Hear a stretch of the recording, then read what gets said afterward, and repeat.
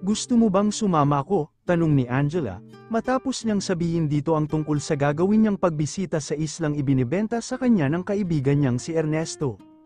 Naupo na siya sa kama at pinailalim na ang ibabang katawan sa kumot, bago sumagot dito, hindi na, alam ko namang busy ka ngayon sa office, dahil sa dami ng projects na ginagawa niyo. Tatawagan na lang kita kapag na-settled na ang pagbili, titingnan ko lang ang state ng island, kung pupwede ba talaga para sa bagong project ng company. If that's the case, siguro, maganda kung magsama ka ng architect, para magawa na agad NG plano ang paggawa sa mga vacation houses, may isang architect ako na available at pwedeng sumama sa'yo bukas, if you want, suggest nito. Tumango siya, that's a good idea, maganda na rin nga na malaman na rin niya ang itsura ng island, para magawa na agad ng plano, pagsang-ayon niya. Okay, then, tatawagan ko na agad si Architect Ismael. Okay, thanks, aniya at saka ngumiti sa asawa. Ano ka ba? Kung hindi lang talaga ako busy, sasama rin ako para makita ko rin ang island na sinasabi mo. Kaso marami akong paperworks na inaasikaso. Kinabukasan, maaga siyang nagising, at gaya ng nakasanayan, nauna pa rin ang asawa niya sa paggising, dahil nang tumayo siya ay sakto namang paglabas nito mula sa banyo na naka-bathrobe lang at halatang kagagaling lang sa pagligo. Good morning my love, nakangiting bati nito sa kanya, kasabay ng paglapit sa kanya para bigyan siya ng morning kiss. Morning, sarap naman, lasang toothpaste, kapag kway ngising sambit niya rito, dahilan para mapairap ito. Tumayo ka na riyan at mag-ayos, siguradong papunta na si Architect Ismael dito, para sabay na kayong umalis. Yes ma'am, nakangising sagot niya, nang matapos siya'y agad siyang napangiti nang makitang nakahanda na ang mga damit na susuotin niya sa kama, na malamang ay inihanda na ng kanyang asawa para sa kanya, kaya naman mabilis na siyang nagbihis, dahil siguradong nasa dining na ngayon si Angela at ang anak niya't naghihintay sa kanya. Nang matapos silang kumain ng breakfast, sakto namang dating ng architect na sinasabi ni Angela na halos kasabayan lang din ng kaibigan niyang si Ernesto. Mag-iingat kayo, call me, okay, saad sa kanya ni Angela nang ihatid niya ito sa tapat ng kotse nito. Napagdesisyonan kasi nito na magdala na lamang ng sarili nitong sasakyan papasok sa trabaho, baka raw kasi gabihin siya sa pag-uwi at hindi niya ito masando, ayaw pa naman ito nang nagpapasando sa driver. Of course, nakangiting sagot niya, at saka ito nilapatan ng halik sa lobby, mag-iingat ka rin. Ngumiti lamang ito, at saka na tuluyang binuksan ang pinto ng kotse nito, I gotta go. Okay, work hard, huling sambit niya. Dahil tuluyan na itong pumasok sa loob ng kotse at saka na tuluyang umalis. Halika na Manuel, tawag sa kanya ni Ernesto, kaya naman agad na siyang lumapit sa mga ito tuluyan na rin silang umalis. Habang nasa biyahe sila ay pinag-uusapan na rin nila ang tungkol sa Isla, at sa mga vacation houses na planong ipatayo ng kumpanya roon, nabanggit din ni Ernesto na may mga nakatirang tao roon, kaya naman pinag-usapan din nila kung anong gagawin sa mga ito. Dahil hindi naman maganda kung paalisin nila ang mga ito ng basta-basta at biglaan. Nang makarating sila sa isla, papalapit pa lamang ang malaking bangkang sinasakyan nila ay nakikita na niya ang mga taong nakaabang sa pagdating nila. Ernesto, mabutit nakarating kayo ng maayos, kumusta ang biyahe? Salubong sa kanila ng isang matandang babae nang makababa na sila sa dalampasigan, inilibot niya ang paningin sa paligid, namangha siya dahil sa ganda ng lugar, maputi ang mga buhangin, malinaw ang dagat, maraming mga beach trees, at napakalinis ng paligid, halatang alagang-alaga ang lugar na ito. Magandang araw, Nay Patring, maayos naman po ang naging biyahe namin, kumusta ho kayo rito? Dinig niyang sagot ni Ernesto sa matanda. Nako, maayos naman kami rito, nakangiting sagot nito, at saka tumingin sa kanilang dalawa ni Architect Ismael. Sino naman itong mga gwapong binatang kasama mo? Sila ba ang bibili dito sa isla? Kapag po'y muling tanong nito sa kaibigan niya. Oo, Nay, inakbayan siya ni Ernesto, ito nga ho pala ang sinasabi kong kaibigan ko na bibili nitong isla, His Manuel Villafuerte. Hello po, good morning po, matamis itong ngumiti sa kanya, magandang araw din, iho, napakagwapo mong binata. Napahimas siya sa batok, napaka-honest talaga ng mga matatanda, pinigilan niya ang sariling mapang-isi, salamat po. Ito naman ho si Architect Ismael, pagpapakilala naman ni Ernesto sa kasama nilang architect, dahilan para maalis na sa kanya ang tingin ng matanda at malaipat sa architect. Sumama siya rito para makita ang structures at lagay ng isla. Siya ang magtatrabaho sa pagpaplano sa mga vacation house na gagawin dito. Iyon pala ang plano nyo rito sa isla. Gagawin nyo ba itong resort? Tanong ng matanda. Dahilan para magkatinginan silang dalawa ni Ernesto. Ibinalik ng kaibigan ang tingin sa matanda, at saka ngumiti rito. Yan ang pag-uusapan natin, Nay Patring, pero huwag kayong mag-alala, mabait tong kaibigan ko, kapag quite commendat sa matanda. Hindi pa rin nawawala ang ngiti sa mga lobby ni Nanay Patring.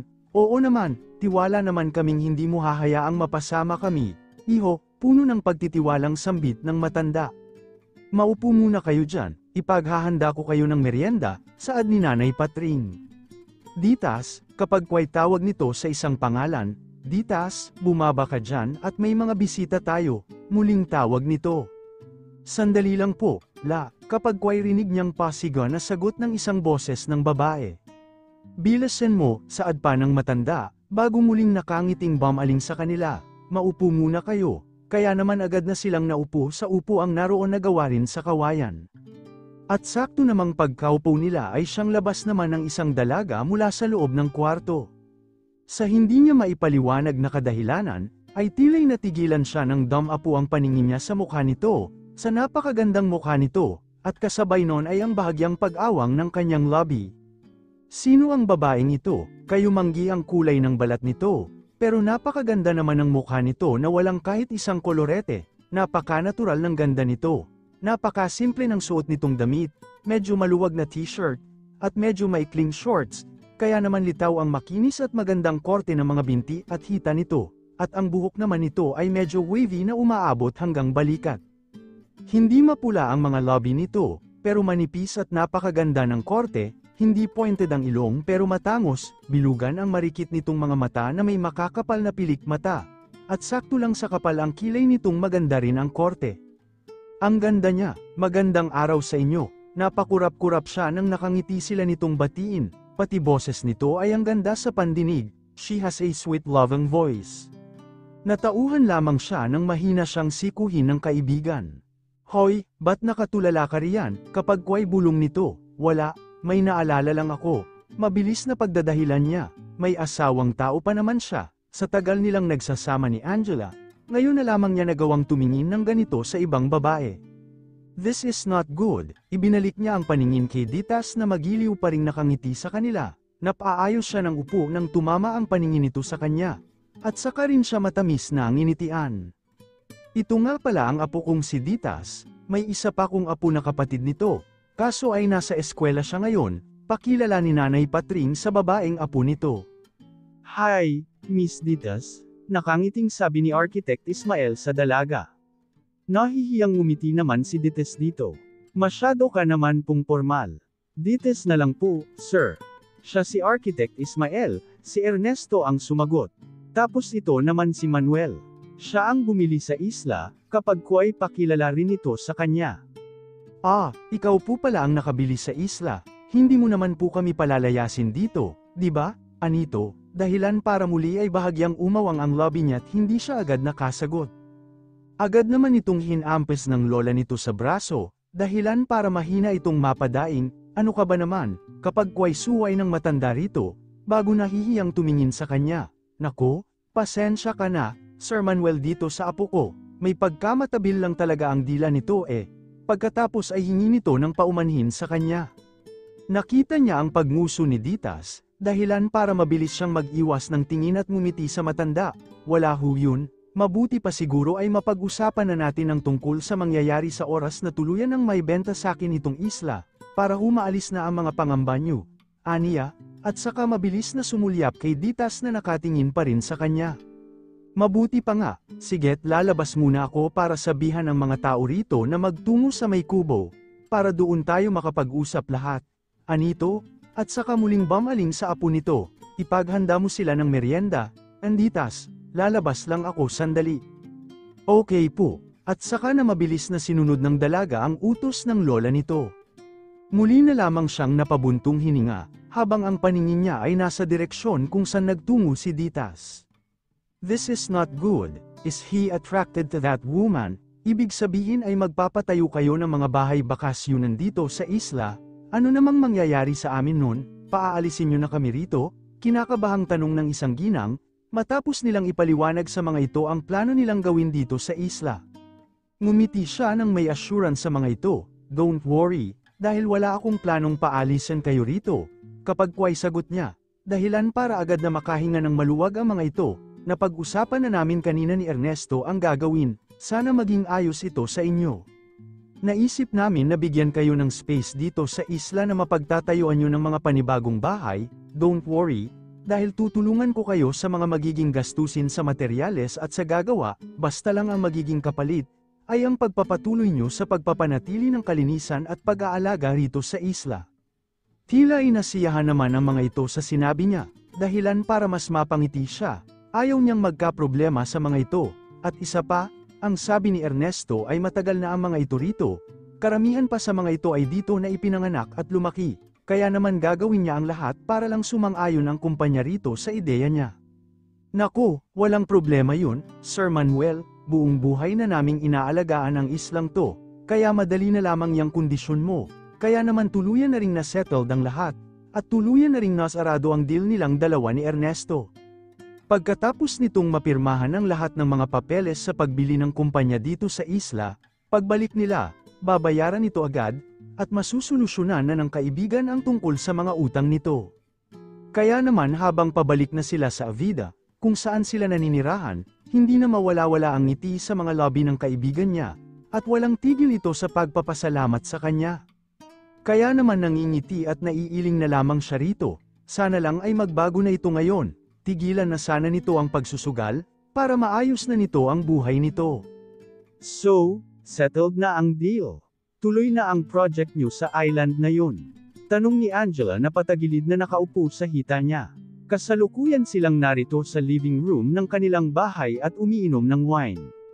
Gabi na at tulog na ang lahat ng tao rito sa bahay, maliban lang sa kanilang dalawa.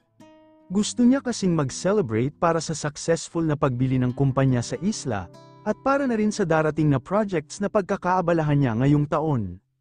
Ngumiti siya kay Angela, yes, tuloy na, nagkaroon na rin ng kasunduan sa mga taong nakatira doon, kaya naman confident ako na wala nang magiging aberya pa, sagot niya dahilan para mapangiti din si Angela. Congratulations, my husband, good luck, and, I'm so proud of you. Cheers! Salamat, my love, sisiguraduhin kong magiging matagumpay ang proyektong ito. I'll make you proud more, full of confidence na sambit niya, at sa kanya ito hinalikan sa lobby. Gamit ang kanyang kaliwang braso, hinapit niya ito sa baywang, dahilan para mas magdikit ang kanilang mga katawan, agad din namang pumaikot ang isang braso nito sa leeg niya, while answering his kisses with same ferocity. I love you, paungol na sambit ni Angela sa gitna ng kanilang halikan. I love you, sagot naman niya, nakangiti silang nagtinginan, habang gahibla pa rin ang layo ng mukha nila sa isa't isa. Tinitigin niya ang mukha ni Angela, napakaganda talaga ng asawa ko, napangiti na lamang siya dahil sa sinambit ng kanyang isipan, napakaswerte talaga niya't siya ang pinakasalan nito, bukod sa maganda at sexy, mabait, maasikaso, at mapagmahal na ina't asawa pa itong si Angela. Wala na talaga siyang mahihiling pang iba mula rito, para sa kanya ay nasa asawa na niya ang lahat. Pero unti-unting nabura ang ngiti sa lobby niya ng isang imahe ng napakagandang babae ang bigla na lamang pumasok sa isipan niya. What the hell, bakit bigla niya na lamang naalala ang dalagang yun, talaga bang attracted siya sa ganda nito? This is not good. Dapat siguro ay iwasan niya na ang babaeng yun. Hindi niya gusto ang magkasala sa asawa niya. Sisimulan na bukas ang construction ng mga vacation houses. Kaya kailangan kong pumunta doon sa isla. Gusto mo bang sumama? Tanong niya kay Angela habang nagmamaneho siya patungo sa kumpanya ng mga ito para ihatid ito. I'm sorry love, gustuin ko man, hindi naman pwede, masyadong hectic ang schedules ko ngayon, napakarami kong ginagawa. I understand, pareho lang naman tayong busy, basta huwag ka lang masyadong magpapakapagod, ha? At parati kang kakain sa tamang oras, mahalaga pa rin ang health mo. Ikaw rin, at saka, mag-iingat ka doon sa isla, huwag kang titingin sa ibang babae doon, Baka mamaya niyan may makilala kang magandang babae na nakatira doon, lagot ka talaga sakin, banta nito, dahilan para tumawa siya, pero sa loob-loob niya, bigla siyang nakaramdam ng kaba, naalala niya na naman kasi si Ditas. Of course, alam mo namang ikaw lang, lumipas ang buong araw, hanggang sa sumapit na naman ang kinabukasan, at ngayon ay patungo na siya sa isla, mag-isa lamang siya ngayon, dahil nauna na roon si Architect Ismael kasama si Engineer Galicia. Si Ernesto naman ay hindi niya na muna inaabala, dahil alam niyang abala ito ngayon sa pag-ayos sa mga problema nito. Nang makarating siya ay nakaabang na sa kanya ang architect at engineer, saka sila nagtungo sa opisinang ginawa ng mga ito, para mapag-usapan na ang mga dapat pag-usapan pa tungkol sa project. Na-approve na ang designs na ginawa ni Architect Ismael, kaya wala na siyang problema doon, sapat na rin ang mga tauhan na dinala ni Engineer Galicia. Kaya naman nang matapos ang kanilang meeting ay tuluyan ang sinimulan ang construction. Sir Manuel, mabilis siyang lumingon sa taong tumawag sa pangalan niya, na sinundan ng pagngiti niya nang makita si Nanay Patring, pero mabilis din namang nabawasan ang ngiti niya, nang makitang kasama nito si Ditas na malawak ding nakangiti sa kanya. Ibinalik niya ang tingin sa matandang ginang, at saka muling ngumiti rito. Kumusta ho, Nay Pating, naayos na ho ba ang mga tirahan niyo? Kapag po ay nakangiti niyang pangungumusta rito, simula kasi ng una't huling punta niya rito, ngayon na lamang siya bumalik dito, kaya naman hindi niya na nasubaybayan pa ang pagtatayo sa mga bahay ng mga taong nakatira dito. Ayos na ayos ho, Sir Manuel, maraming salamat, nakangiting sagot nito. Mabuti naman po, huwag ka na hong magpo o maghu sakin, Nay, at saka, Manuel na lang po, sanay siya nang ginagalang siya ng mga tao sa paligid niya. Pero kapag mga matatanda ng katulad nito ay naiilang na siya. Kung yan ang gusto mo, Manuel, pagkuan ay tumingin ito sa mga nagtatrabaho, mukhang sa wakas ay nagsimula na kayo. Ibinalik nito ang tingin sa kanya. Gusto mo bang silipin ang mga bahay na ipinagawa mo para sa amin? Sa bahay ka na rin mananghalian, pagkatapos ay pag-anyaya nito sa kanya. Napahimas siya sa batok, kasabay ng mabilis at sandali na pasulyap niya kay Ditas na nakatingin lamang din sa kanya. Bakit ba kasi ganyan siya tumingin? Medyo naiilang tuloy siya, para kasing nakatitig ito sa kanya mula pa kanina, tapos sobrang tamis pa ng ngiti sa mga labi nito. Pero ngumiti na lamang siya kay Nanay Patring, kasabay ng marahang pagtango niya rito, sige ho.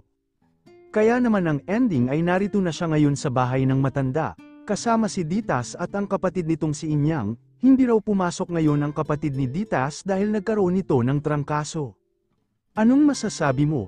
Tuwang-tuwa ang mga tao rito dahil dito sa mga bahay na ipinagawa mo para sa amin, mas matibay kuma para sa dati dahil gawa ito sa bato. Gustong-gusto ka na tuloy ng mga tao rito, pagbabahagi ni Nanay Patring, habang nagkakape sila dito. Maliit lang ang bahay, pero sapat lang para sa mga taong titira dito, ang mahalaga ay mas matibay na nga ito ngayon kumpara sa dati na gawa sa kawayan. Ngumiti siya, mabuti naman po at nagustuhan niyo. Pasensya na rin kayo dahil maliit lang. Mabilis siya nitong pinutol sa paghingi niya ng paumanhin, naku, sobra-sobra na nga ito, iho. Napakabuti mo. Siguro kung iba lang ang nakabili rito sa isla ni Ernesto, malamang ay pinalayas na kami rito. Kaya nagpapasalamat kaming lahat sa iyo. Napakaganda ng pagpapalaki sa iyo ng mga magulang mo. Siguradong mababait din sila tulad mo. Napahimas na lamang siyang muli sa batok niya. Mali po kayo. Dahil sa totoo lang ay hindi mababait ang mga magulang niya. Ang mommy at daddy niya ay kapwa may pagkamata pobre. Naaalala niya pa nga noong bata siya, ayaw na ayaw ng mga ito na nakikipagkaibigan siya sa mga batang mahihirap, dahil hindi raw nababagay dumikit sa kanila ang mga taong hindi nila ka-level. Ganon ang mga magulang niya na walang pinagkaiba sa mga magulang ng asawa niya. Pero kahit na ganon ay hindi naman siya lamaking kagaya ng mga ito, at ganon din si Angela na. Ipinagpapasalamat niya ng malaki. Opo, pero sa halip ay saad niya na lamang. Of course, hindi niya sisiraan ang mga magulang niya at sabihin sa mga ito kung anong klaseng tao ang mga taong nagpalaki sa kanya. Totoo bang CEO ka ng isang kumpanya? Maya-maya'y tanong ni Ditas, dahilan para gumawi rito ang paningin niyang kanina niya pa pilit na iniiwas dito. Aminado siyang attracted siya rito. Kaya naman kailangan niya itong iwasan hanggat maaari. Kinurot ito ni Nanay Patring sa braso, dahilan para mapadaing ito. Ikaw talagang bata ka. Ayusin mo nga ang mga tanong mo, kapag kway saway ng matanda sa dalaga. Ngumuso si Dites. Maayos naman po ang tanong ko, ha? Curious lang naman kasi ako, depensa nito, at sa kapalihim na umirap. Pinigilan niya ang matawa dahil sa naging akto nito. Parang ang cute kasi nito sa paningin niya na parang ang sarap halikan. Napakurap-kurap siya dahil sa sinambit ng kanyang isipan. Bakit biglang pumasok ang ideyang iyon sa isip niya? Hindi ito maganda. Paniguradong malalagot siya sa asawa niya na binyantaan na nga siya kahapon lang. Pwede ko namang itanong yun, di ba, Sir Manuel? He pulled out from his reverie when Dites asked him again. Of course, you can. Mabilis na sagot niya, at saka ito pilit nang initian. And yes, I'm a CEO in a company. Pasensya ka na rito sa apo ko, Manuel. Medyo madaldal lang talaga yan at may pagkamaldita. Pero mabait naman yan. Ayos lang ho. Wala namang problema yun sa kin kung madaldal o moldita siya. Ang problema lang ay ang pagiging attractive niya. Of course, hindi niya isinatinig yan. Hitims. Ayos lang sa kanya, Lola, nakangiting sambit ni Dites. Mabait naman si Sir Manuel, kapag kway matamis ng ngiting anito. Napaiwas na lamang siya ng tingin. Gusto niyang iwasan si Dites, gustong-gusto niya talaga itong iwasan, dahil ayaw niyang makagawa ng kasalanan sa asawa niya. Pero mukhang gusto siyang biruin ng tadhana, dahil si Dites na mismo ang kusang dumidikit sa kanya. Hindi mo napuntahan ang ibang parte ng isla noong unang punta mo rito. Kaya hindi mo nakita kung gaano kaganda ang talon dito. Pwede nga yung maging tourist spot na makatutulong sa business nyo, paliwanag ni Dites, habang naglalakad sila patungo sa falls na sinasabi nito. Tama ito, hindi nga nila nalibot ang buong isla noong unang punta niya rito, dahil kinulang na sila sa oras at kinailangan na nilang bumalik sa Avida. Pero malamang ay sina Architect Ismael at Engineer Galicia ay nagawa ng libutin ang bawat parte ng islang ito, dahil kinuha ng mga ito ang sukat ng buong isla. Nga pala, Sir Manuel, ilang taon ka na? Maya-maya'y tanong ng dalaga. Parang ang bata pa kasi ng itsura mo para maging isang CEO. Napahimos siya sa batok niya, pero agad din namang sinagot ang tanong nito, I'm now 30. Habang nag-aaral kasi ako noong college, nagte-training na rin ako sa company. Kaya naman nung graduate ako, ibinigay agad sa akin ng parents ko ang CEO position, dahil bata pa lang naman ako ay nakatakda na sa akin ang posisyon. Ang galing talaga kapag laki sa yaman, no? Sure bowl na agad ang future mo kahit baby ka pa lang. Kaya super swerte mo, dahil hindi mo na naranasan ang hirap ng buhay. Super swerte nyo kasi hindi nyo na naranasan pa ang magutom dahil sa wala kang makain, dahil wala kang pera pambili ng panlaman sa sikmura. Super swerte nyo kasi nabibili nyo ang lahat ng gustuhin nyo, at ang super swerte nyo, dahil ang ganda ng buhay nyo. Bakas na bakas ang lungkot sa boses ni Dites, dahilan para makaramdam siya ng awa para dito. Siguro hindi naging madali ang buhay para dito. Tama ito, hindi nga niya naranasan ang magutom, dahil ang lahat ng kinakailangan niya sa buhay ay nakahain na sa harapan niya. Ni minsan ay hindi niya prenoble ang pera, dahil nag-uumapo ang laman ng mga bank account niya. At ang lahat ng gustuhin niya ay nakukuha niya sa isang pitik lamang ng mga daliri niya. Tama ito na maganda nga ang buhay niya. Siguro nga ay napakaswerte niya dahil sa buhay na meron siya ngayon. Pero pagdating sa family, swerte nga ba talaga siya? I don't think so. Lumaki siyang ang mga katulong at mga bodyguard lang ang parati niyang kasama sa bahay, dahil parating busy sa business ang mga magulang niya. Sa tuwing may family event sa school, hindi na siya uma-attend, dahil wala namang oras ang parents niya para umattend sa walang kwentang event. Hindi niya naranasan ang maalagaan ng mga magulang niya. Kaya swerte ba talaga siya sa buhay na meron siya? Tama ka, sobrang swerte ko nga, pero sa halip ay pagsang-ayon niya na lamang dito. Bigla siyang nakaramdam ng lungkot nang maalala kung gaano siya nagkulang sa atensyon mula sa mga magulang niya. Kaya nga siguro naging pasaway rin siya noong bata siya, dahil kulang siya sa atensyon. Ngumiti si Dites sa kanya. Kaya magpasalamat ka dahil hindi ka sa mahirap na pamilya na padpad, tulad ko.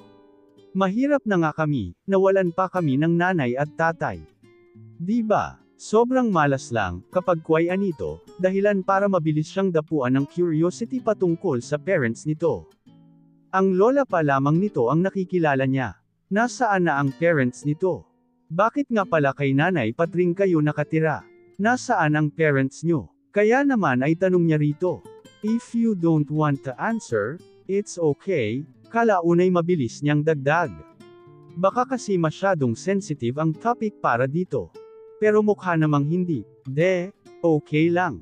Hindi naman masyadong big deal, kasi matagal naman na mula nang mamatay sina nanay at tatay, may tipid ng ngiti sa labing sagot nito. Namatay sila sa aksidente. Baby pa nun si Inyang, nang tumaob ang bangkang sinasakyan nila. Masyado kasing malakas ang alon noon dahil may bagyo. Kaya ayon, pareho silang namatay sa lunod.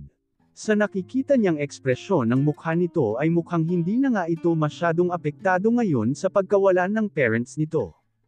Kung ganon ay patay na pala ang mga magulang nito. Bigla siyang nakaramdam ng lungkot para dito. Masakit at nakalulungkot ang hindi ka magawang paglaanan ng oras ng mga magulang mo, pero mas masakit at mas nakalulungkot ang mamatayan ng mga magulang. At least, ako nagagawa ko pa silang makasama ngayon, pero si Ditas, hanggang sa alaala niya na lang makakasama ang parents niya. Hindi niya mapigil ang humanga sa ipinakikita nito ngayong tatag sa kanya. Sa kabila ng mga pinagdaanan nito, nagagawa pa rin itong ngumiti ng matamis at tumawa. Ilang taon ka na pala, Ditas? Biglang tanong niya, dahilan para mapalingon na rin ito sa kanya. Ngumiti ito, bago siya magiliw na sinagot, 27 years old na ako. Matanda ka sa akin ng 3 years, Sir Manuel. Pero wala naman sa edad yan, Nangunot ang noo niya, dahil hindi niya masyadong narinig ang huli nitong sinabi dahil sa hina. Ano yun? Kaya naman ay tanong niya. Tumawa ito. Wala yun, Sir Manuel, haha. Ang sabi ko, kahit na matanda ka sa akin ng 3 years, parang magkaedad lang tayo. Ang baby face mo kasi, hehe. Sigurado siyang hindi yun ang huli nitong sinabi. Pero hinayaan niya na lamang at marahang tumanggo rito. May boyfriend ka na ba? Hindi niya na napigilan pang itanong, dahil curious na curious siya kung may nobyo na ba ito ngayon. Curious lang ba talaga? Ngumiti si Ditas, kasunod ng pag-iling nito. Wala, no. Hindi naman kasi ako masyadong umaalis dito sa isla, tapos hindi ko pa type ang mga lalaki rito. Medyo natawa pa siya dahil sa huling sinabi nito. Ano ba ang mga type mo? Nag-isip ito, bago nakangiting tumingin sa kanya't tiningnan siya mula ulo hanggang paa, dahilan para medyo makaramdam siya ng ilang. Ang type ko sa lalaki ay, marahan siyang napalunok dahil sa paraan ng pagtitig nito sa kanya. Ang mga katulad mo, Sir Manuel, kapag kwan ay diretsyong sagot nito. Bumilis sa pagtibok ang puso niya, habang nakikipagtunggalian sa pakikipagtitigan dito. Napahamak ako, talagang lagot na siya ngayon, dahil mukhang type na siya ng dalaga. Paano niya ito magagawang iwasan kung ito mismo ang did-I-kit ng did-I-kit sa kanya?